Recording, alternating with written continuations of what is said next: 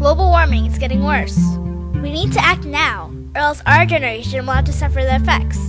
The temperatures will rise, and so will the sea levels. Instead of waiting around, we did something to help. We took action.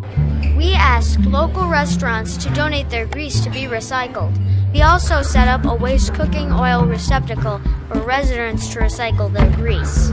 We worked with GreaseCo, a local company, to collect the grease from the restaurants and recycling center. Another local company called Guardian Fuel picks up the new biofuel and distributes it to our local charitable organizations. The biofuel is used for emergency heating funds. In order to make our project sustainable, we created and drafted a Used Cooking Oil Recycling Act that mandates that all businesses must recycle their grease. We testified our bill at the State House. 5203, Representative Kennedy. The piece of legislation that you see before you today comes to us from students from the Westerly Middle School. This would take the used cooking oil, set it up at collection sites around the state, but we're willing to work in order to bring this about because we think this is going to be a great thing for the environment in the state of Rhode Island. The first reason why we need a waste cooking oil recycling bill in the state of Rhode Island is because it slows down global warming. The Used Cooking Oil Recycling Act was signed into law by the governor on July 1st, 2011. In order to conduct research for using biodiesel blends in school buses, we designed a series of experiments. Our first experiment was the cloud and gel point test. The cloud point is the temperature where the fuel becomes cloudy, while the gel point is where the fuel freezes solid. In Rhode Island, the winters are extremely cold, so we conducted this test to see if biodiesel could be used at low temperatures.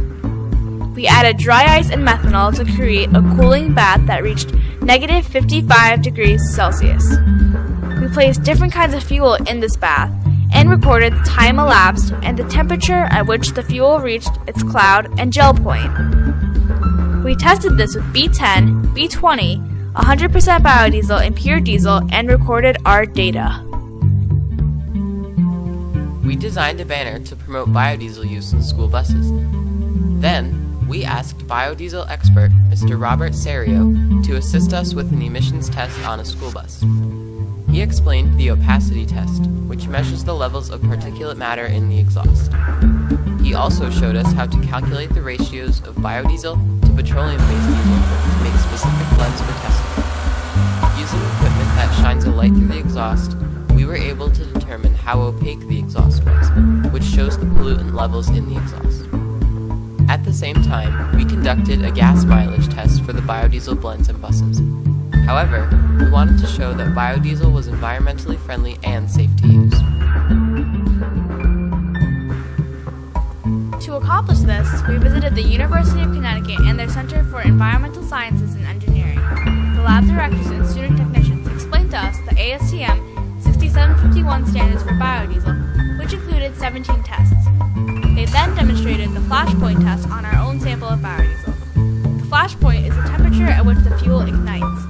A higher flash point means that the fuel is less combustible. We found that the flash point for B20 was 117 degrees Celsius, compared to the flash point of diesel, which was 60 degrees Celsius. This test shows that biodiesel is a safe and reliable fuel to use in school buses.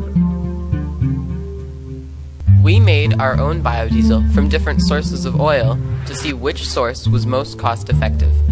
This way, we could prove that biodiesel blends can save our school district money, as well as reduce carbon dioxide emissions to slow down global warming and the rising of the sea levels.